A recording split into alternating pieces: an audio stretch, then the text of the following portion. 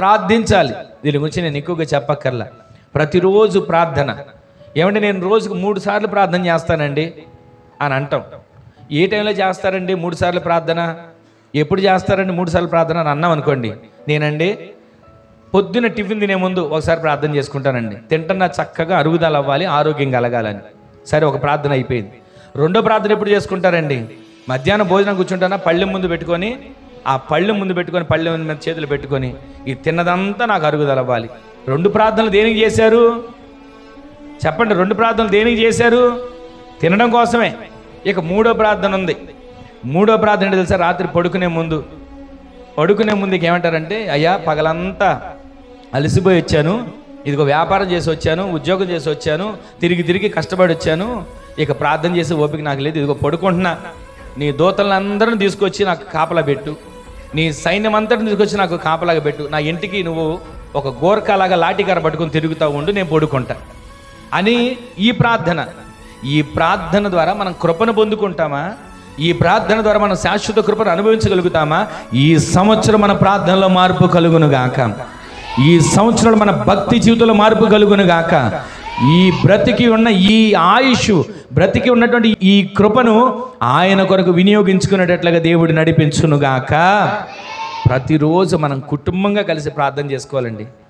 ఇదిగోండి, ఆయన అక్కడ ప్రార్థన చేసుకుంటాడండి, నేను ఇక్కడ ప్రార్థన చేసుకుంటాను, పిల్లలు అక్కడ ప్రార్థన చేసుకుంటారండి అని అనుకుంటాం. కానీ మనందరం కలిస్తేనే కుటుంబంలో మనందరం ఎన్ని గంటలు చేసాం అని దేవుడు అడగట్లా.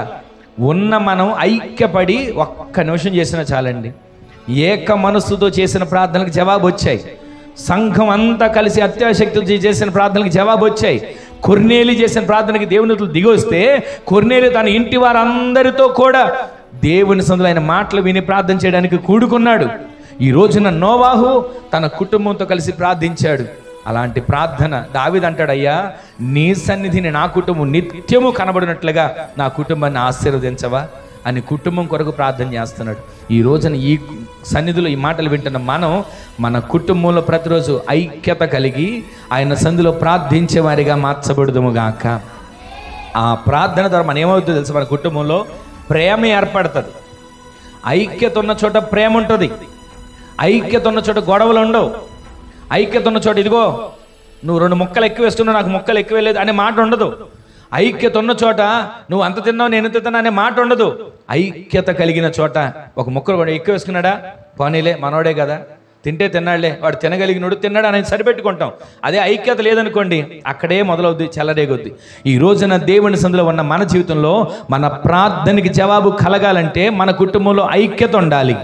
ఆ ఐక్యత కలిగిన ప్రార్థనాత్మ కలిగితే మన కుటుంబాల నిత్యము కూడా ఈ సంవత్సరం అంతా ఒక స్వర్గసీమగా దేవుడు మార్చునుగాక. మీ ఇంటిని దేవుడు ఒక పరలోకంగా మార్చునుగాక.